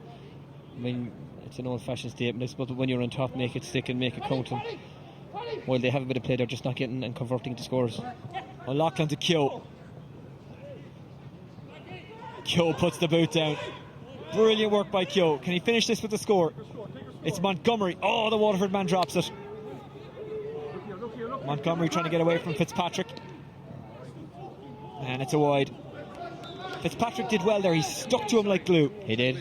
But it's not the first time today that we've seen fellas bounce the ball off the ground and take advantage of the fact that they might be running out of catches. And it's a big plus for this time of year, having a pitch like this that can allow players to do that. Pacey ball intercepted by Loftus. Picks out Neeland. Oh, good ball. He's a nice clear rushing. That's a really nice catch. It's met by a really nice turn. Who's Gunning inside? doing his best to try and stop him up, but it's just a little bit inaccurate. And it didn't give the on-runner, I think that was Mikey Lynch, much of a chance. Nice attempt by NUIG's Shane Fletcher. Not enough of them flooding forward though, Shane. At this late stage in the game, they should be trying to get up the field and try and get a few scores. And again, about options, the forward there in that instance in Ireland, I think it was, had no real great options to pull it across the square to an in-rushing player now. Well, they face a nervous wait, those players, if it stays as is. As we say, if they got any kind of result today, then they will be through. As it stands, they're switching their eyes to Belfield. Okay, get the slips. For who? Sarah, Sean, help that.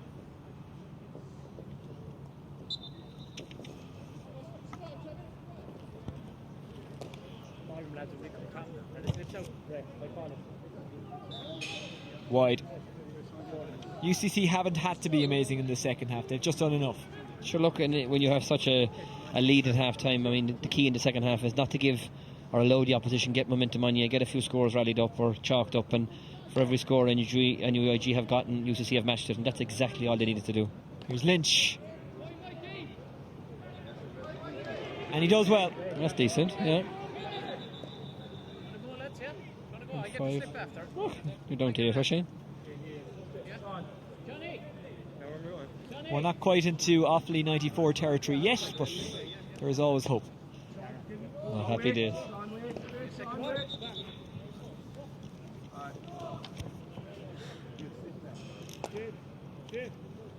UCC making another change. It's Dara Walsh from Ennis.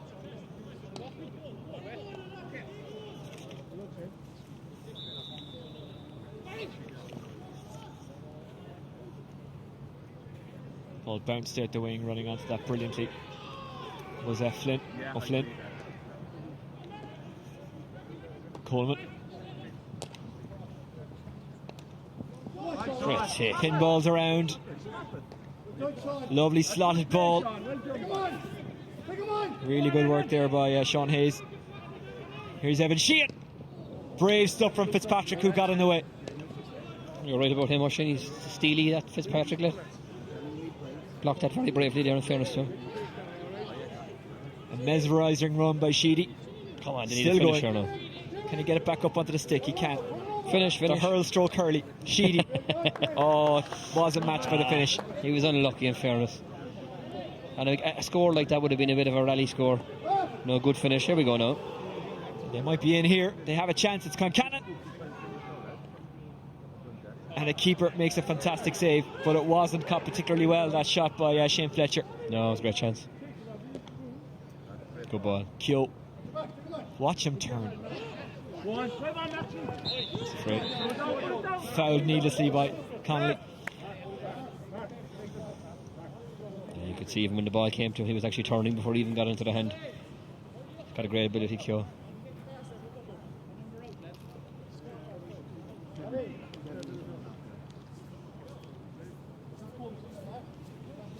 Don't forget, coming up, post-match analysis and reaction. I have a feeling it'll be happy reaction from UCC.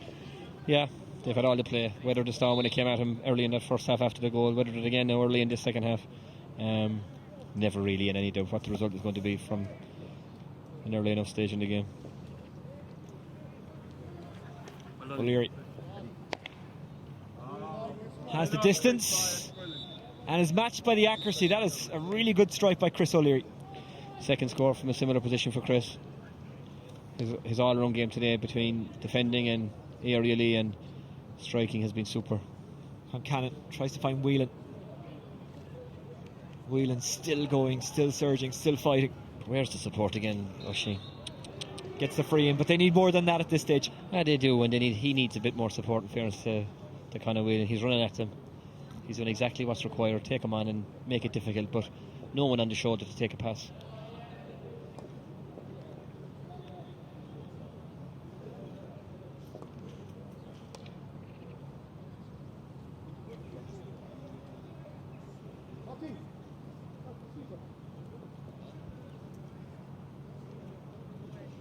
Will Neelan go for it?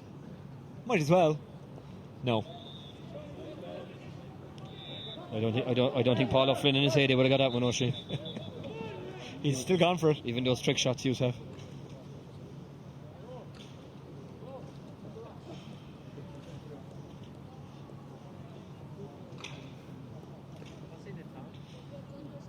Time-wise, 4 minutes.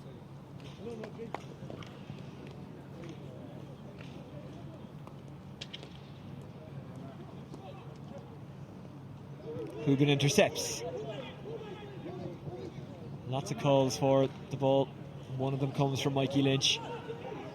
Lynch. Better strike. And that would be an amazing score should it go over, and it is. Excellent score, in fairness. Yeah. We just haven't seen enough of that from NUI Galway today. No, and okay, UCC have had a few wides, but if NUIG had been a bit sharper at stages, this could be a 4 or 5 point game. So if it does come down to scoring difference later on in the evening, they'll rue a couple of those poor wides they've had. Down the park it goes. As they have done all day, UCC make it break for them, but it's a bit of a jinx that I put on them there because then they lose it to Hoogan. Dropped by Ian Fox.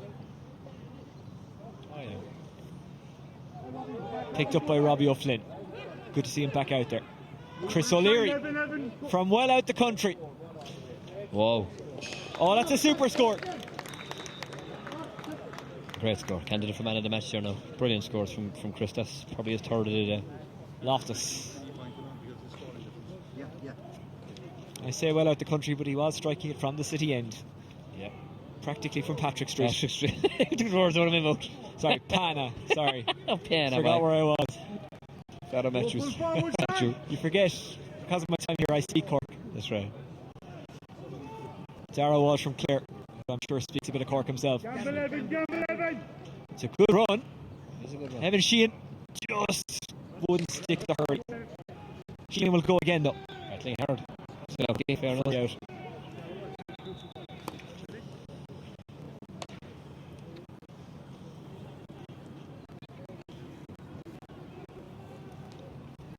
Patrick.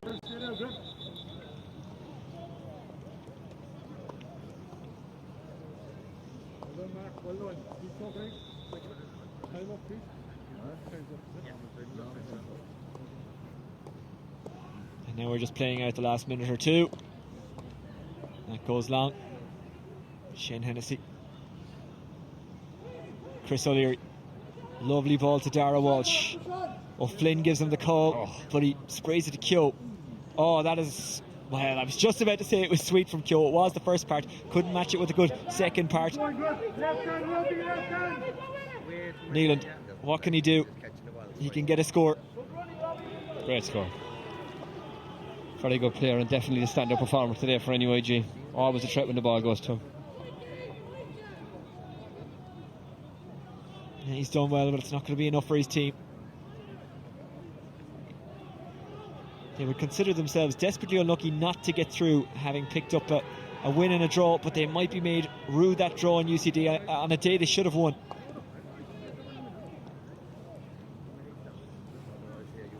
Concannon is frustrated. It's going to be a weird evening for them, isn't it? Long journey back to Galway. Yeah. And then just be sitting there during the game, constantly refreshing the higher education GA Twitter. Exactly. Waiting on the results from Dublin. Or the UCD GA Twitter. They'll also be covering it. On his bike he goes. Good ball. A zippy ball inside. But it just had a little bit too much on it there from Neil Montgomery. And a good bit of full back play again. Just caught the hurley. Without the referee spotting it to put him off. Conor Fahy has come on for NUIG. And finally they find a bit of time and space in midfield, and finally they get a score from there. That was a good shot. It was Concannon.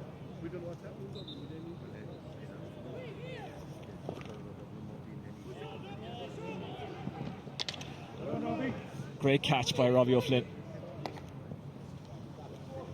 Keogh from a tight angle. Great Oh, he makes little of that angle. That is fantastic. Brilliant score and a great take out of there. Fairness to Robbie Flynn, the aerial ability in the half forward line.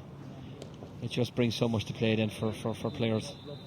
And the referee says there is time for no more. 119 to 14 points the final score.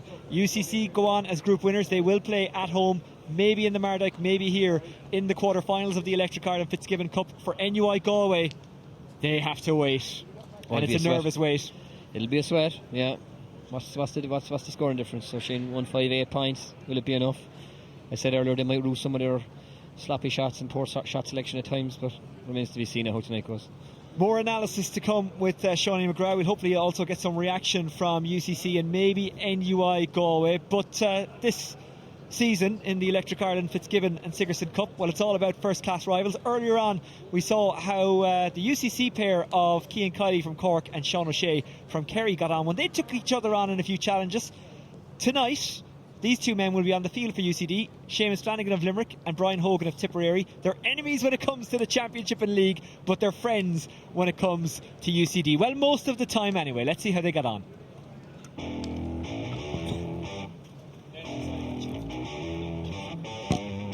So normally myself and Brian play together with UCD for the Electric Ireland Fitzgibbon hurling competition, but today it's Limerick against Tip, Brian against Seamus. I think we all know who the winner's going to be. Say myself.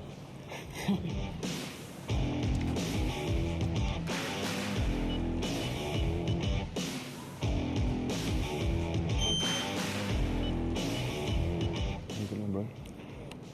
Not great. We have another 2 minutes left to be in.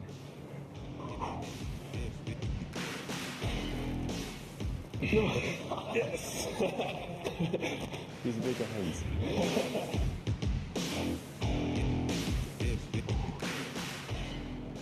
Brian. Yeah, it's not your time. I don't know the course. You're under pressure now. You're under pressure. You have to win this one. All those crunches paying off finally. Yay! This is where the cheese grater abs coming out to work. How's the journey of winning? Just up for coffee? He's dipping it.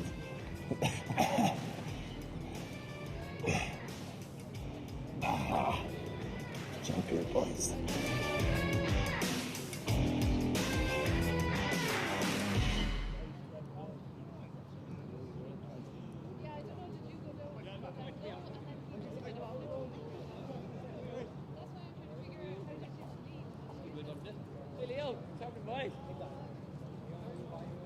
Are we waiting here?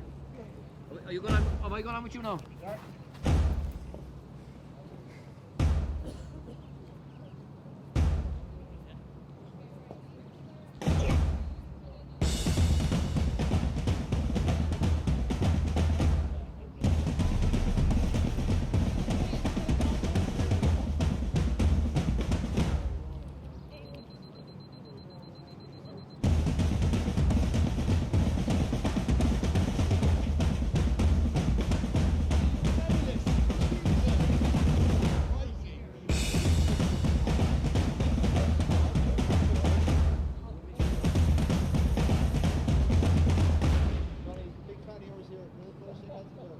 Some moments teach you all you need to know about yourself.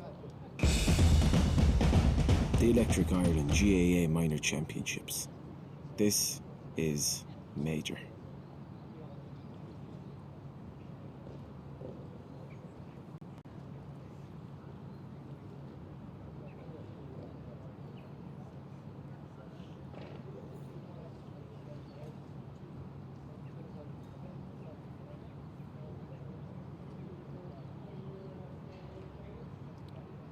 Welcome back to the 4G surface here at Porky Queeve. We've witnessed UCC demolish NUI Galway in the Electric Ireland Fitzgibbon Cup. We're going to hear from the UCC camp in just a few moments, but first, a two-time winner of this competition with UCC, Sean McGrath. Your old side were really good today, weren't they? Yeah, they were super. I said at half-time, I suppose the difficult situation UCC found themselves in, Oisin, was knowing that they were going through, but you know, the importance of topping the group and getting into a position in the next round where they possibly will have a home tie now at this stage. So their application throughout the game was outstanding.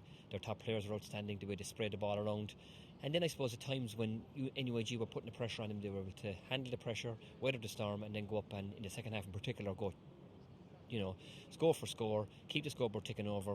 NUIG were getting momentum at different stages, and it was quelled immediately by UCC.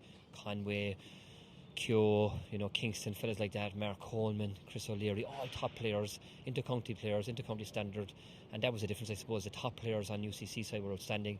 In fairness to Conor Whelan, he tried extremely hard for NUIG, but at times he was ploughing a lone furrow above. No, in fairness to the lad in Ireland, he was excellent as well. Don't know much about him, I'll be straight up with you, but I'm well impressed with him today. But they just didn't have, I suppose, enough quality, and the game plan at times was cumbersome, and UCC were just a bit more fluid. It was a good performance by UCC, there's no doubting that, but as you said, NUI Galway didn't play particularly well today. This soon after the game, is there any particular reason you can point to for that, or was it just one of those things? I think in the first half they didn't get enough scores at a time when they were building momentum. UCC started well, they got an early goal. I think their first score was a goal, wasn't it?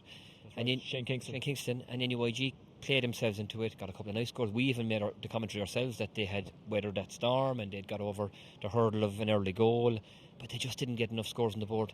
And then they just seemed to wander out the field, leave one man inside, which I was very critical of it, because I felt that if the ball was going in, they might have got scores. And in the second half, they just didn't build momentum and score. They weren't clinical enough, and they were going into cul-de-sacs and at times taking the ball on too far when maybe a score was on. So I think it was a mix of game plan, maybe a bit of unfamiliarity with the pitch, but definitely just not enough energy around the field. We are going to hear from Tom Kingston. He's the manager of UCC. He's been intercepted by other journalists. Marty Morrissey would never have stood for this, a TV star like him. But UCC, are they the favourites at this stage for the Electric Ireland Fitzgibbon Cup? I would think so, and I suppose, Oisin, again, having been up there and know the style of play that UCC traditionally play, they're playing a real traditional type of game. They're moving the ball nice and smartly, and you could hear at different stages from the sideline switch it, and it's a real UCC trait, I suppose. A guy right half back switching across to left half forward or left corner forward, and then guys inside really eager. And I made the point as well during the commentary. You don't see on the telly at times the movement from fellas when they're on the other side of the field or when they're in the inside line, and the movement today was outstanding, always making themselves available. So when you had a half back that was breaking a tackle, he always had an option. But it was just, the way they were able to switch that ball, get fellas into the best position, no selfishness. Conway in particular, I thought at times, even though he scored heavily, great scores for fellas. And the cohesion was much, much better on the UCC side. We're going to be joined by Tom Kingston, who is the UCC manager. Tom, congratulations, well done. Stand beside Shawnee there. Tom Kingston is the UCC manager. Tom, stand closer to me. I don't bite. I only bite Shawnee. You must be very pleased with your team's performance. I'm pleased with the first half performance. I thought we played very, very well in the first half. Second half was a totally different kettle of fish. But we knew UG were going to come at us hard in the second half, which they did. And, we expected that. When you go in 10 or 11 points up and you can go into a comfort zone, and no matter how much you can warn against that, it can happen. And I suppose that's what happened today. But fair play to UNIG, they came back and they put it up to us. But then again, right in the last 4 or 5 minutes, we got a couple of great scores, I thought, and our fellas responded well. I'm happy with the overall thing. Yeah. Shawnee McGrath has been talking about it all day, all throughout the match, how you spread the ball around and move it, and you play a 15-man game, as in you go 15 on 15. Yes. Yeah, that's the way we set it up today. We set 15 on 15 and try and move the ball the best way you can. In UIG were similar to us, but look, all the teams at this level, at this stage of the competition, they're all good. From here on out, they're all good, and but we're delighted. We're happy where we were. We couldn't have asked for any more. I mean, it's great that the likes of Robbie O'Flynn, who probably would have started if he wasn't injured, and yeah. he's not a Cork regular, but he is going to be at some stage. Yeah. He played well. Martin Coleman played well. Yeah. Other guys who featured for their inter-county teams, they played well. But maybe some of the, and I use this term, I know I don't really mean it, the unheralded guys who stood up today. That's the difference in Fitzgibbon Cup hurling, isn't it? Those guys. Yeah, I agree with you. Like, everybody knows, everybody's heard of Mark Coleman. Everyone heard of Robbie Flynn. They've all heard of the rest. But there's young guys coming through, and it's not just in UCC, in every college in Ireland. Young guys coming through, they're not known well, but give it 12 months to 2 years, and they'll be household names, some of them. All these guys can hurl. They wouldn't be at this level of competition otherwise, you know. But they're just young. And they're not known yet properly. I want to talk to you as well about Shane Conway, because he came in for praise from our commentary team today. Young guy from Kerry, but he looked like he could fit into any team in the country. I agree totally with you. I think it's Shane Conway. We'd love to have him in Cork. Yeah, he's a great player. He's outstanding. His skill levels are phenomenal. His read of the game is excellent, and his attitude to the game is superb. Yeah, absolutely superb. 3 wins out of 3 in the group and a guaranteed home quarter-final. Whether that's here in the Mardyke, we're not sure. How big an advantage is it, though, to have that final 8 game at home? Well, that was the ambition that we set out for, was to try and get a home quarter-final. Leading into today, once we knew we'd qualified, we wanted to try and get a home quarter-final. There's a level of importance on it, but that's all. We're going to play LIT or Carlow, one of the two. They're both very, very, very good. So whether you play them in Limerick, Carlow, down the Mardyke or here, wherever you play them, they're going to be really, really difficult. They're good teams, really good teams. Carlow beat us 2 years ago in the semi-final stage, and LIT, I know LIT are a really strong team this year. So no matter who you play from here on, you always want to try and get the home advantage, but it might even work out to be an advantage. You don't know, like so. For now, Tom Kingston, the UCC manager, thank you very much. Well done on your victory today, and best of luck in the quarterfinals. We're just about to leave it here from the 4G surface in Páirc Uí Chaoimh, but Shawnee, before we do, very hard to look past UCC, but then, you know, you've got Mary I, you've got some other good teams left, such as IT Carlow, LIT. It's a hard one to call, isn't it? Yeah, and you look, in fairness to Tom, he was very cautious there. He was disappointed by the sounds of it with the second half, and I think he'll temper expectations inside. He's a great backroom team with him as well. He's a great coach himself, and he made that point that all these other teams, like you said, the Mary I's, they've the likes of Aaron Gillan and all these guys, other teams have some real marquee players. It's not a foregone conclusion by any stretch of the imagination that UCC will go on and win it. I think you're right though, Oisín, the point you made earlier, the home advantage for the quarter-final is a big deal now. We made a point earlier that NUI maybe didn't travel that well. And I know they're young lads and they probably should, but it's still a big deal getting on the bus and travelling 2.5 hours down the road. It's a big advantage for UCC in the quarter-final, but it's definitely not a foregone conclusion. There's plenty of hurling in this competition to be done yet. Okay, Shawnee McGrath, thank you very much for now. Shawnee McGrath, formerly of Cork and twice the winner of this competition with UCC, who march on to the quarterfinals as group winners. For NUI Galway, they face a very nervous wait. It all depends on what happens in Dave Billings Park in Belfield tonight between UCD and UL. We may well need the mathematics department in UCD to figure this one out. Thank you for watching via the Electric Ireland social media channels or on GAA Now, however you joined us today. We will be back with more Electric Ireland Sigerson Cup and Fitzgibbon Cup action next week, and we'll let you know in the next couple of days exactly what we will be showing, but you can guarantee they'll be good. Thanks for watching. Bye bye.